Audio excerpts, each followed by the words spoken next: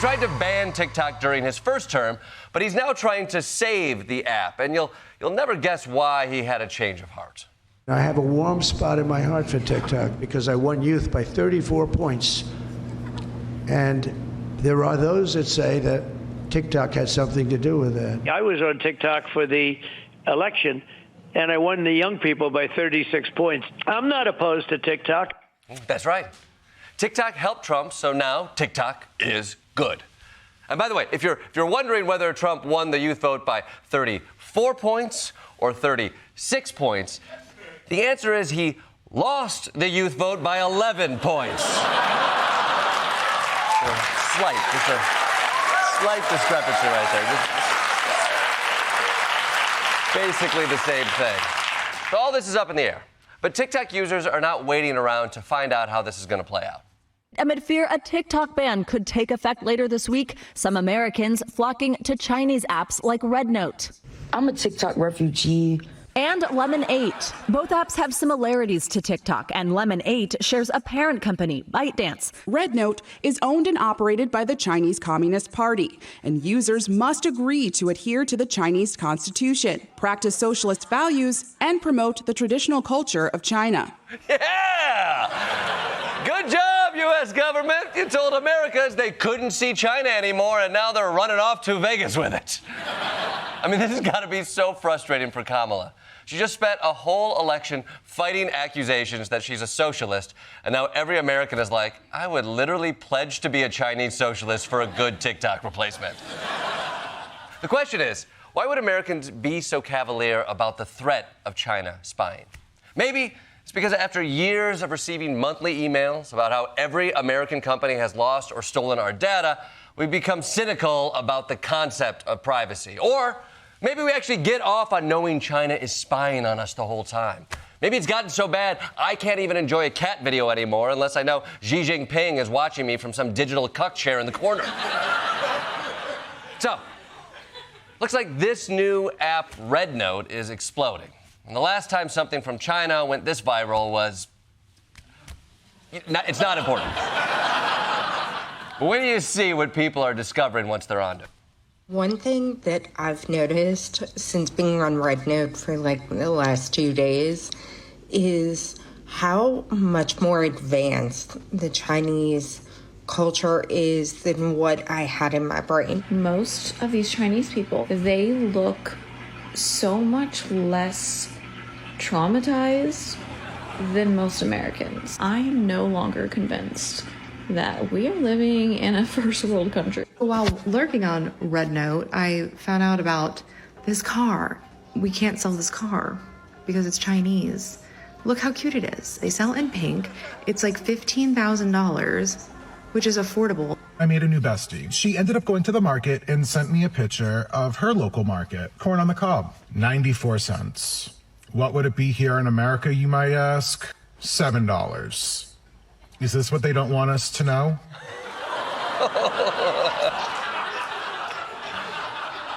That's not a good sign for America. I was made to think a communist dictator was bad, but check out these corn prices. Daddy likey. Come on, America, fight back. If Chinese people show you their cheap corn, you show them our robust free press. Okay. Or you show them our fair and impartial justice. Not that, okay? Dave and Buster's. Show them our Dave and Buster's. Hell yeah, in your commie faces. Elon Musk is now in charge of all government hirings.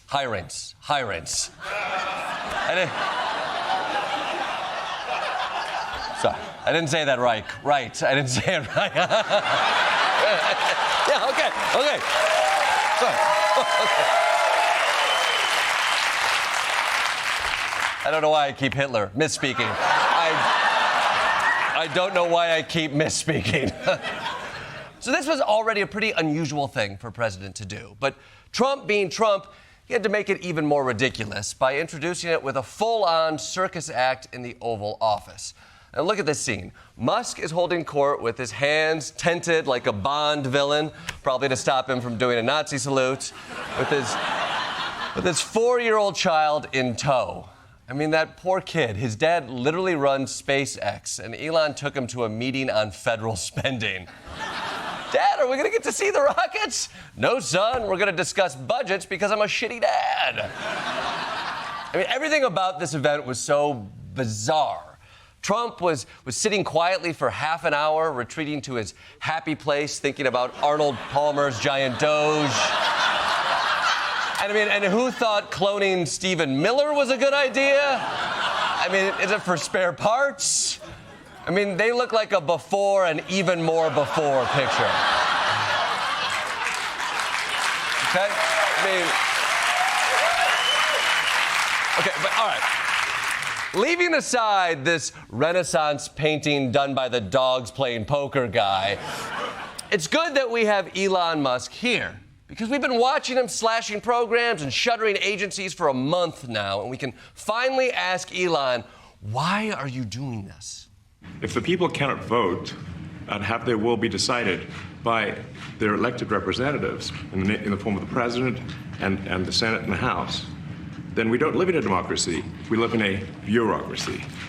So it's incredibly important that the president, the House, and the Senate decide what happens, as opposed to a large, unelected bureaucracy.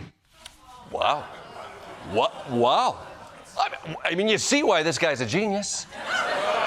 You don't want an unelected bureaucrat running the country. It makes a lot of sense. No questions here. I do have one question, though.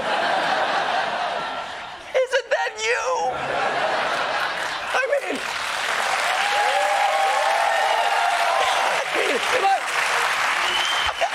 am I going crazy? Because it feels like I'm watching Drake sing Not Like Us at karaoke. Like, does he not know?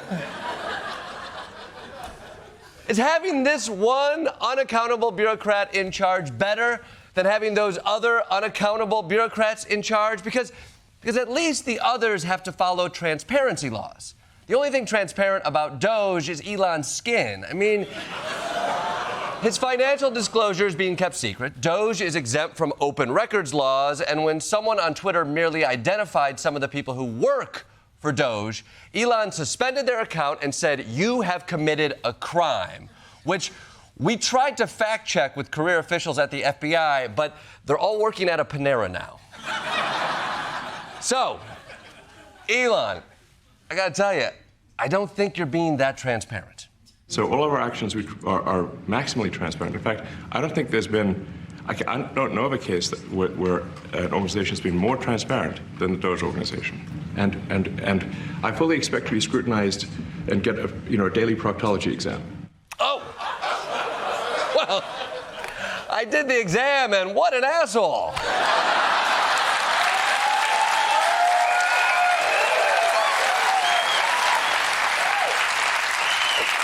You know what? I don't want to give you a proctology exam.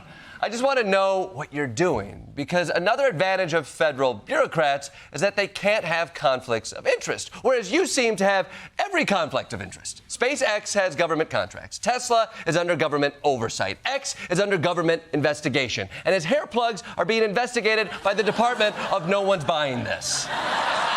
You're basically a walking conflict of interest. Is that not a huge problem? Well, all of our actions are fully public. So if you see anything, you say, like, wait a second, hey, Elon, that seems like maybe that's, there's a conflict there. It's not like people are going to be shy about saying that. They'll say it immediately, Oh, good. Okay, if we see a conflict, we just need to say something. Hey, Elon, I notice a conflict.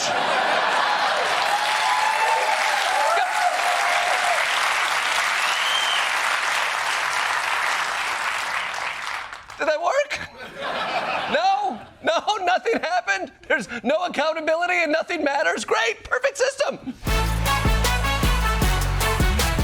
So the main event of the day was a roundtable with some of America's top defense contractors. A chance for Trump to be focused on selling American goods. So, make that sales pitch and bring it home. We're coming up with a new system of drones because drones are really, if you look at the war that's going on, it's horrible. When you look at what's happening with Russia and Ukraine, the drone is killing tremendous numbers of people. You hide behind a tree and the drone comes down and it circles you with fire. You don't have a chance. The tree comes down also, by the way. It's so intense. I mean, you see these trees being knocked down like they're being sawed down by a top-of-the-line timberman, like you know who? Sean Duffy. Okay. Okay. This was about drones. We're getting off track here. Not about trees or the timberman. So let's get back to the drones and forget about Sean Duffy. Do you know that Sean Duffy, the head of the transportation department, who's working right now on the airports and getting a system because Biden didn't do a thing for 4 years? Okay, airports, Joe Biden. Oh, shit. I know what's about to happen. Okay, everyone stay calm. We're entering a weave. Okay. All right. That's the weave. Buckle up, everyone. The man's been up for 4 days. This is a jet lag weave, all right? This could get bumpy. Biden didn't do a thing for 4 years, and Pete Buttigieg was the head, and he goes bicycling to work. He takes a bicycle to work. Can you believe he's running the biggest air system in the world, and he takes a bicycle to work? So Pete Buttigieg should have taken a plane to work? Is that what I'm overthinking it. It's a weave. You got to steer into the spin. And they say he's going to run for president. I don't see it. Who knows, right? But I don't see it. Have you ever been in a corn maze and you just can't find your way out? Okay, all right. Buttigieg for president, I mean, who knows? Probably not worth speculating about with a bunch of Middle East businessmen. Can we just get back to what we were talking about? But what people don't know about Sean, because I mentioned lumberjacks. No. Wasn't about lumberjacks, not about lumberjacks, okay? You were talking about drones. Forget about the lumberjacks. I mentioned lumberjacks. That Sean, you probably didn't know this. That I'm not talking about this Sean. This Sean, no, this is a different Sean. Sean Duffy, the head of transportation. He's a great Sean, though, I have to tell you. He's a great Sean? We're just ranking Seans now? You got Sean Hannity, Sean Spicer, Shaun of the Dead, Shonda Rhimes. At this point, everyone in the room was probably like, can we just give you our bribe and go home? Mr. President, look, no. I believe. Mr. President, I believe in you. You can find your way back to the drones. Take us home, Donnie. He's a great Sean, though, I have to tell you. But Sean Duffy was the world champion for 5 years, climbing trees and down, up and down, world champion. So that's what you call a serious lumberjack. And he's doing a fantastic job, too, a really respected guy and terrific guy. The champion, because when somebody's a champion, he's the world champion. A long time. He came down, when you come down those trees, coming down at a rapid, he said that started getting you back. Often break your back. You miss a shot and you're coming down faster than the human body was meant to come down. But he's doing a fantastic job at transportation.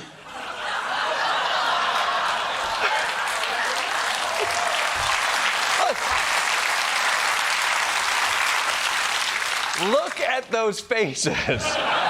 This man right here is a Boeing executive. His planes fall out of the sky, and he's sitting here like, now this is a f***ing disaster.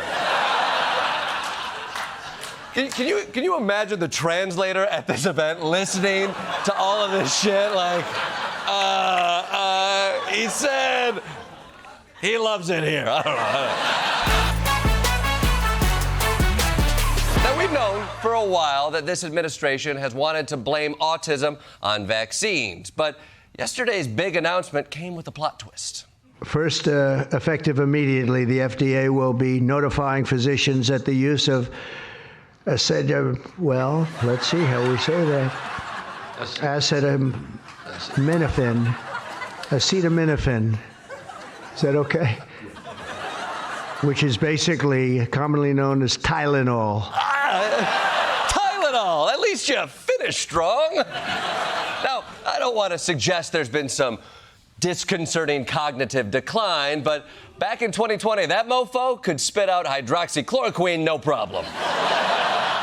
So, everyone was waiting for Trump to blame autism on vaccines, but he zagged and blamed Tylenol, which is especially strange because nearly all health officials say there's no causal link between acetaminophen and autism. However, Trump has his own recommendation.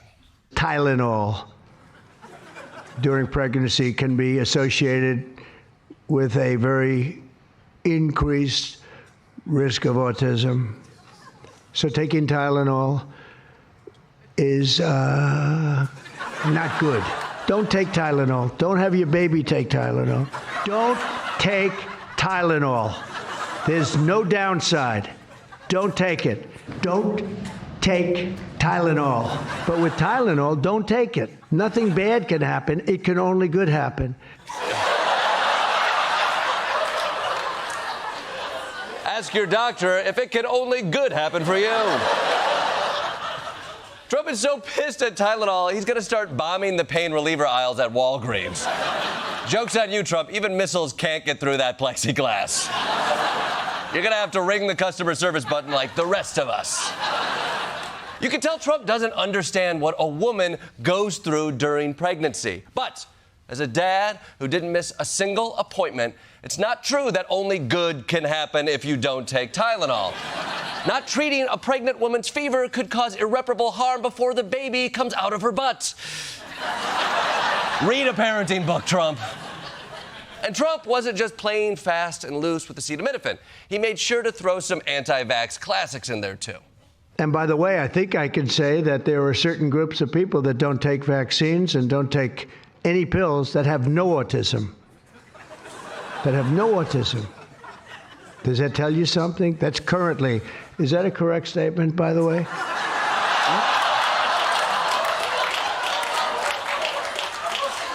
No, but you had fun out there, and that's all that matters. But, for the future, typically a president should check something before announcing it to the nation. I mean, this is literally how they fact check on the Joe Rogan Experience. Yeah, if you have sex in space, your dick will actually explode because of gravity stuff. Is that a correct statement? So as we wait for the fact check, let's hear some of the data you've collected. You have certain groups, the Amish as an example. They have essentially no autism. It doesn't exist with the Amish community, and they don't take all of this junk. It doesn't exist. Yeah, are the Amish the best control group for this? So based on the Amish, the cure for autism could either be not taking Tylenol or being scared of a Roomba. The president was joined by the First Lady today as he made his big address at the United Nations. But they had a bit of trouble on the way. They were taking an escalator when it stopped working, leaving the first couple no other choice but to walk the rest of the way up.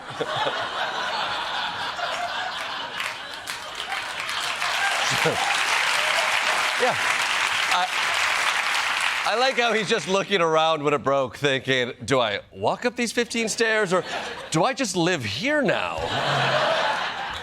But hey, this is a pretty standard inconvenience. I'm sure we will never hear about it again. Unless, of course, there's an entire right-wing media apparatus built on grievance and hyperbole that wants to breathlessly recount it as a harrowing brush with danger. Trump and Melania were riding it up, and it just stopped. The First Lady lost her balance a bit, but steadied herself, thankfully, and then marched to the top. She could have been hurt. It came to a grinding halt, and you can even see them kind of slightly lurching forward. This is serious stuff. It's sitting ducks if, God forbid, there was a security threat. They could have hurt the most beautiful First Lady in American history. Oh, my God, you monsters. We're not talking about some Uggo Eleanor Roosevelt here, no. You could have hurt someone hot. It's a good thing Melania's in such good shape, and it's a good thing Trump's ankles are the size of car tires. You all laughed at his cankles, but guess who's sturdy as a redwood? This cankle-having motherfucker.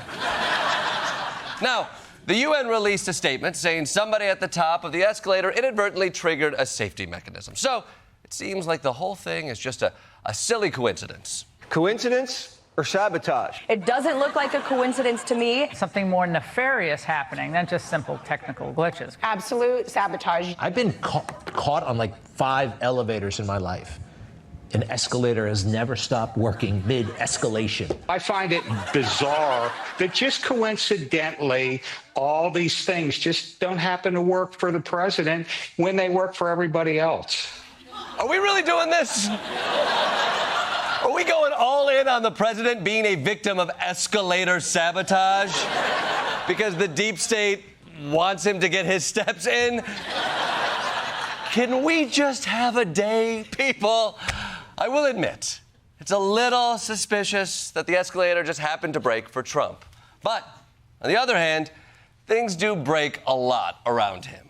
You know, I pay all this money to teleprompter people, and I'd say 20% of the time they don't work. They don't work. And I apologize for those lights. The only place I don't have a light's up here. I feel like I'm in a sauna.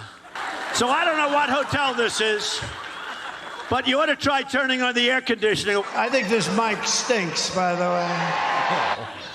So maybe it's not a coincidence. I mean, why does everything around Trump break? Is he being followed around by gremlins? Is that... Okay, yeah, maybe. Maybe that actually... That could be. That might be it. That might be it.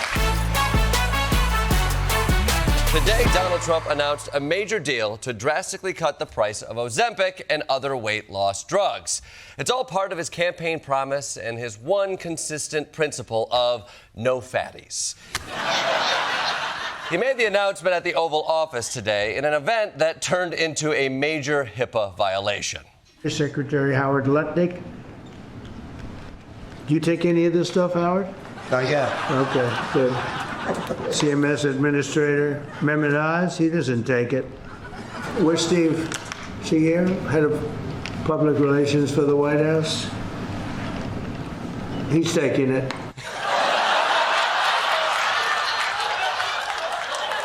Steve, he's on Ozempic. Told his wife he's been doing CrossFit in the garage, but nope, it's Ozempic.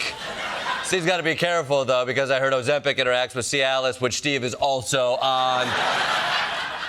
You know what? Joking aside, obesity is a serious issue. So this could be a benefit. Dr. Oz, you're a doctor. Theoretically, give us a reasonable expectation of success here. Mr. President, our estimate, based on the company numbers as well, is Americans will lose 135 billion pounds by the midterms. Whoa! 135 billion pounds by the midterms. Why the midterms? Did they add a swimsuit competition to those? Look, I'm no mathematician, but 135 billion pounds divided by 340 million Americans means we each have to lose 400 pounds by the midterms. Look, and I know that sounds like a lot. But remember, that's just the average. Some people only lose 300 pounds, while other people will lose 500 pounds. Some of us will lose no pounds at all, which will be offset by everyone losing 800 pounds. The point is, regardless of how much you lose, Donald Trump will be tracking it and announcing your personal results at a press conference. And by the way, another crazy thing that happened at this health conference is that someone had a health emergency. He passed out. They attended to him. He's fine. But I only bring it up because it resulted in one of the greatest images of the Trump presidency.